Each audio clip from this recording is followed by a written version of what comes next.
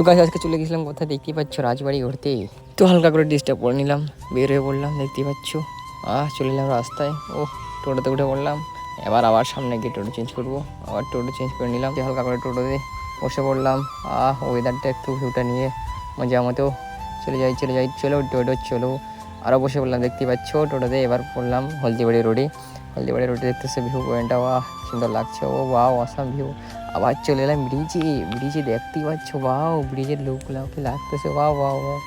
আবার দেখো গাইস সামনে দিয়ে, আবার আমাকে দেখো, একটু দেখে নাও পোকড়াটা কেমন লাগতেছে, একটু কমেন্ট করে বলো।